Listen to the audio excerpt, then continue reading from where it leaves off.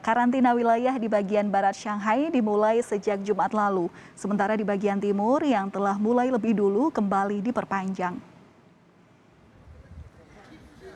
Saudara, sekitar 16 juta orang akan mengikuti tes selama karantina berlangsung di daerah Puxi, sisi barat Sungai Huangpu. Karantina berlangsung dengan periode 4 hari. Warga di Shanghai, Tiongkok tengah berjuang untuk terbebas dari wabah virus corona yang kembali naik karena varian Omikron. Orang yang tinggal di gedung tempat kasus positif ditemukan akan diminta untuk tinggal di rumah selama 10 hari.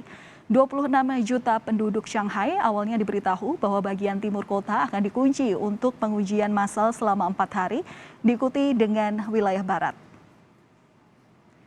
Dan saudara, untuk mengetahui perkembangan dan situasi terkini penanganan COVID-19 di Shanghai, Tiongkok, kami akan tersambung dengan Konsul Jenderal Republik Indonesia di Shanghai, Denny Wahyudi Kurnia. Selamat pagi Pak Denny, salam sehat. Selamat pagi. Ya Pak Denny, terima kasih sudah meluangkan waktu bersama kami di Kompas Pagi. Pak Denny, belakangan ini informasi soal lockdown di Shanghai ini menjadi sorotan, di mana di saat negara-negara lain, salah satunya Indonesia, mulai melonggarkan aturan kekarantinaan, Tiongkok ini nampaknya justru kembali mengetatkan aturan. Nah, sebenarnya Pak, kalau misalnya boleh diinformasikan kepada kami, situasi saat ini di Shanghai dalam menghadapi gelombang COVID-19 kali ini seperti apa? Saya kira lockdown ini terjadi kan karena konsekuensi bahwa Tiongkok menerapkan kebijakan nol COVID, ya, sehingga kemudian ketika terjadi kasus diterapkan. Situasi seperti apa? Ya, menjadi perhatian tentunya karena kami melihatnya dari rumah masing-masing dan bisa merasakan beberapa yang menjadi kebijakan pemerintah. Sana jadi beberapa teman di komunikasi melalui dan sebagainya, misalkan dropping bahan makanan dari pemerintah, lalu kemudian juga bisa membuat menjadi kayak semacam paguyuban ya di komplek perumahan itu menjadi lebih hidup gitu, bagaimana kita bisa memenuhi kebutuhan, saling menolong, karena pada masa lockdown kan tidak boleh keluar komplek, ya. Tetapi sekarang di Pudong yang lebih dulu lockdown selama 5 hari kan tanggal 1 sudah berakhir. Sebagian sudah boleh keluar, walaupun belum tentu mereka mau keluar ya, kondisinya masih seperti ini. Tetapi kasus ketika misalkan dalam satu gedung itu ada yang positif, maka dia harus tetap di apartemen. Di sini kan kebanyakan apartemen ya, jarang rumah. Lalu nanti gedung-gedung sebelahnya boleh keluar tapi masih dalam komplek. Nah, kalau di dalam perumahan yang bebas kasus, mereka sudah boleh keluar, tetapi belum tentu keluar ya. Itu daerah Pudong. Tapi Puxi ini kan lockdown masih berlangsung. Ya. Konsulat kami berada di Puxi yang tadi disebutkan 16 juta penduduk, yang 2/3 dari penduduk Shanghai di Puxi. Sekarang lockdown masih berlangsung, jadi 1 April sampai 5 April dilakukan tes PCR hari pertama dan mungkin hari ketiga atau keempat. Yang berikutnya ya, karena bulan Maret lalu juga kami melakukan 4 sampai 5 kali tes PCR. Bisa sampai saya lihat di kelompok mahasiswa ada yang sampai 20 kali gitu ya, tergantung kasusnya. Nah, di wilayah Puxi kami berada karena lockdown masih diterapkan, maka kami nggak bisa keluar komplek. Bahkan keluar rumah pun ya mungkin belum perlu ya. Oke. Saya kira begitu. Oke Pak Denny, kemudian seperti apa Pak pemantauan terkait kesehatan warga kemudian yang dikarantina, baik warga di bagian Puxi sendiri maupun warga negara Indonesia sendiri yang tinggal di sana? Ya, kasusnya masih turun naik. 2 hari lalu terakhir yang bisa dicatat itu sampai 6.700 ya per hari ini di Shanghai saja. Tetapi itu kebanyakan tidak simptom ya, yang simptom itu hanya mungkin 4%.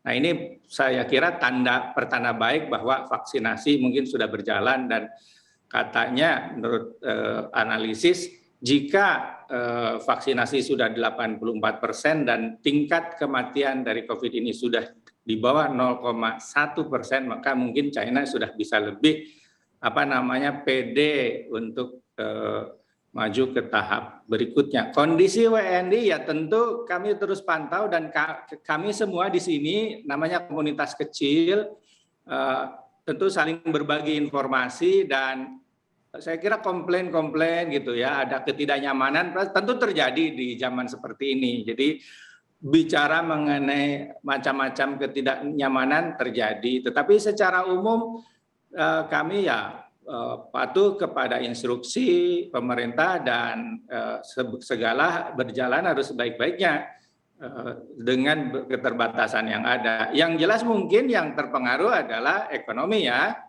Shanghai adalah pusat keuangan, pusat riset, pusat faktur permesinan. Kita lihat nanti seperti apa dampaknya pada pertumbuhan ekonomi. Oke Pak, berarti dapat dikatakan bahwa warga negara Indonesia yang saat ini berada dalam wilayah lockdown di daerah Fusi begitu terjamin kebutuhannya dan dalam kondisi baik begitu Pak? Iya, masih bisa dijalani gitu ya dengan baik mudah-mudahan karena ini selalu menjadi perhatian kami karena kesejahteraan, kenyamanan dan well-being dari WNI tentu menjadi perhatian. Oke, kalau di bagian timur Shanghai ini kan masa lockdown diperpanjang. Nah, adakah kemungkinan Pak dengan melihat situasi terkini yang tadi Bapak juga sempat sampaikan bahwa kasus lonjakan COVID-19 varian Omikron ini sempat menurun setelah dilakukan karantina ini. Nah, apakah nanti akan diperpanjang masa karantina atau masa lockdownnya atau stop sampai di berakhirnya masa lockdown pertama ini? Dan ini udah berapa hari Pak? Mungkin bisa diinformasikan kepada kami. Di wilayah timur Putong itu kan berarti itu di pinggir laut ya. Kan 28 Maret sampai 1 April. Jadi secara resmi sekarang lockdown sudah berakhir tetapi dalam kenyataannya kan tentu menyesuaikan dengan kondisi. Jadi artinya seperti tadi saya jelaskan ketika ada kasus-kasus ya akan ada tambahan seminggu, ada yang 2 minggu untuk tetap berada di tempat ya menerapkan prokes gitu. Oke, berarti dalam hal ini di wilayah barat Shanghai hingga saat ini masih menentukan 10 hari itu tadi ya Pak ya? Ya, kalau wilayah barat tempat kami, Fusi ini kan baru mulai 1 April sampai 5 April. Nah ini Shanghai bukan kasus yang pertama kan tentunya sebelumnya ada Shenzhen, lalu Xi'an, Jilin dan sebagainya. Berkaca dari kasus-kasus yang sudah terjadi, saya kira periodenya ya akan memakan sekian waktu ke depan ya untuk betul-betul bisa bebas atau pede keluar dari masa pembatasan ini. Oke, nanti tanggal 5 ini diperkirakan akan lockdown ini selesai begitu, tentu dengan melihat bagaimana jumlah kasus di wilayah Fusi sendiri. Nah, ini kan mengingat kita ini dalam masa Ramadan, Pak Denny. Nah, rencananya nanti jika lockdown sudah berakhir tanggal 5 April nanti ya Pak ya, apakah rencananya sudah ada kegiatan khusus bagi warga negara Indonesia yang melaksanakan ibadah bulan suci Ramadan di sana? Ada permintaan dari Jakarta untuk organisasi pemerintah untuk pegawai pemerintah tidak melakukan halal bihalal. Ya, tetapi secara kemasyarakatan ya artinya psikologi masyarakat sih wah ini sudah kepengen kumpul-kumpul lagi karena kami di sini kan komunitas kecil jadi ngumpulnya sering sehingga kemudian ngumpul itu bagian dari kehidupan sehari-hari. Jadi ya kami tunggu masa-masa ngumpul itu terjadi. Idul Fitri itu mungkin bukan yang pertama tidak diselenggarakan di Shanghai. Tahun 2020 juga tidak, 2021 iya. Nah, jadi kita lihat seperti apa ya tarawehan juga ya karena komunitasnya kami kecil jadi mungkin dengan Malaysia dan sebagainya. Tetapi sekarang tentunya sulit untuk melakukan itu. Bahkan masjid pun kan memang sudah ditutup dalam 1 bulan terakhir dan saya kira ke depan pun dalam 1 bulan ke depan saya kira sulit untuk mulai dibuka ya, belum dibuka mungkin.